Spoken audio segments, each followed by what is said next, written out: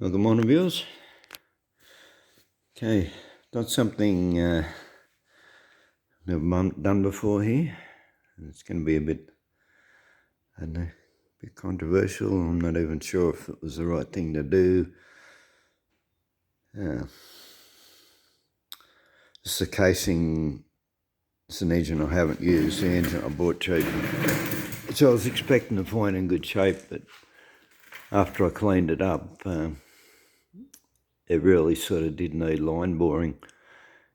And I wish I'd have taken a video before, because what it had was in these,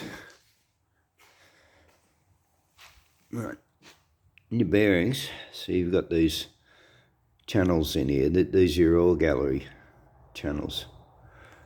Now what had happened in the casing is that the casing was raised up where these oil galleries were, and it's probably not raised up as much as the bearings have sunk into the casing. It's pushed into the casing. You know, it's just through constant running, a constant banging one way or another from the compression and heat and whatever. So what I did is I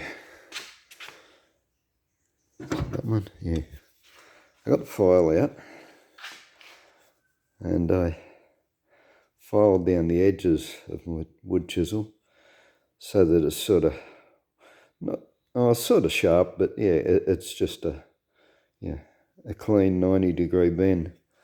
And I ran along there and I scraped the ridge right off on all of these, and trying not to actually scratch the front any out of the front, but it sort of did take, a little, I don't know, probably a couple of thou off each, in the process of getting rid of this ridge. And because, by rights it should now be, should have been line bored, should have got, bearings with an oversized outside to fit, but I've got 4 weeks now till I go on a 3,000k trip. I neither have time or finances to do that. Right, and now so what I have done, which is what you can see why there's now a ridge there again, which I'm going to have to clean off. I got JB weld, and because I cleaned it all, scrubbed it with a red scourer and ascertained, this is after I've degreased and cleaned the engine over and over and over and over, and it still isn't that clean, not as clean as I'd like it, but anyway, it's clean enough that nothing's going to come off it. It's still sort of stained from the oil. There's no grease or grime or oil in it. It's just staining in the aluminium now. Anyway, so I filled these with JB weld epoxy on both sides. I then oiled the outers of the bearings there, and the other one, you got a split one in the middle. Sorry, I'm sort of flicking around over the place. And so I oiled them around the outside, and then I got some WD-40, and because I said I'd already spread this out, I sort of started doing it with a screwdriver, but it was too slow and not smooth enough anyway, so I spread the epoxy around with my finger so I got a nice thin even layer. And then, even though I'd oiled the bearing cups, I then sprayed WD in on top of the wet epoxy as well, and bolted it down. The torque says 18. I done it to 20. Torqued it down and left it overnight for the epoxy to set.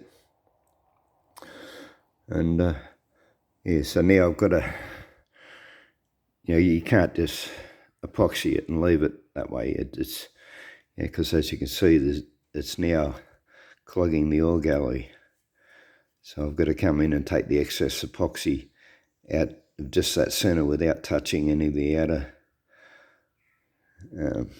any of the outer surface, and make sure the oil gallery is clear, and then of course blow it all out and wash it out again, etc., etc. But I discovered, so the original casing that I had, I was thinking it was warped, because when I'd sat it together, the crank was rocking, and I realised what the issue was. So these new bearings that I've got, this centre one, which there's only one split bearing, but yeah, the oil gallery's on the inside, whereas the original was on the outer side, like the rest of them. See, like the rest of these bearings got the oil gallery on the outside of the bearing, but and the one original, would also have had the oil gallery, whereas on these bearings it's on the inside. So that would have been what was causing it to rock. So had I just cleaned the raised bit in the alley off, the raised bit that's not actually supposed to be there, at least I don't think it's supposed to be there. You'd imagine they'd be flat. But yeah, that would have probably solved the problem. But anyway, as I said, I was concerned about it, how much wear it might have had, like in order to push the alloy up into the oil groove, then it's got to be pushed out, and those bearings must have had that little bit of movement in it. But as I said, I was unsure of how well it was going to work and how safe it is, and I sat back and I thought, like I've been doing with bikes and stuff, which are an air-cooled engine, and I've JB welded casings, never had an issue with them, so obviously it copes with the amount of heat that you got there. And like these casings are magnesium alloy, they're quite soft. As I said, when I was scraping those ridges, and I wish I'd have filmed it so I could show you what I actually scraped off, but yeah, it come off pretty easy. This alloy is pretty soft, and I would think, what I'm getting to is that the JB weld will be just as hard as the original alloy anyway, so you're not creating a weakness. So having said that, I've never done this before. I'm not going to suggest anybody else do this just yet. So come mid-October, the engine makes it the 3,000k up to New South Wales and back, doesn't have any issue, well then it's successful. And then if you're wanting to save yourself some dollars on line boring, which is it's quite expensive, you're looking $300 to $500 just for the labour, and that's without boring new bearings. Bearings aren't much, but it's not cheap. And down here in Tassie anyway, I'd have been waiting a month or two to get it done anyway, because all the machine shops are booked out. So as I said, I didn't have money or time to do it that way. So it was either do this or try and limp up on there on my tired other old engine that I only paid $150 for. And I said, I don't think that's got a 3,000k trip left in it. An engine is you're getting pretty noggy. And so I think what I'm going to do is get the Dremel out. The Dremel's got a little stone. It's about probably an inch wide and 1/4 inch thick. It should be just right. If I'm really careful, I should be able to just grind this excess JB weld out of the oil gallery here without touching any of the new surface that I've created. But yeah, it appears to have worked. I mean, it's quite thin, you know, like, yeah, in the most, like the thickest part of it there, like you can see it's, yeah, it's pushed right back to the alloy on the sides. So, but it's probably only, yeah, a couple of thou thick. There's not a great deal of JB left in there. The bulk of it has pushed out. You can see it around the edges. I probably will clean it off the edge parts too. But as I said, it's important that you don't like just put something across it and that, because you don't want to.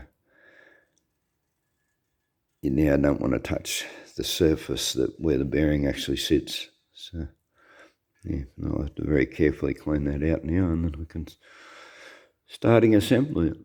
So anyway, as I suggested, or as I said, it's probably not the best thing to be doing, but and I've never tried it before, and we get to see how well it works and how long it lasts. So yeah, if you're considering doing this yourself, yeah, and you've got time to wait till mid-October till I get back here, and we'll, you know, if it's still holding out after 3,000 Ks, well, yeah, I'll call that a success. I mean, what's the worst scenario? It starts knocking a bit, starts getting a bit of movement, which I don't think it's going to get. Probably the worst possible scenario is if a little bit of it chipped out, went through the oil galleries, put a score in your crank, or blocked the oil gallery. That's probably the worst case scenario of what could possibly happen, but that's pretty unlikely. I said that's stuck really well, and it's not, yeah, there's nothing pushing any of it. Like if a bit chipped off, it's like, yeah, the oil's pushing out on it anyway, so yeah, it's not likely to push into the oil gallery anyway. So yeah, I'm fairly confident this is going to be fine. So, but anyway, as I said, sometimes you gotta do what you gotta do to get by, and we'll see how it goes. All right, well, yeah, thanks for watching, and stay tuned. Okay, thanks for watching. Bye.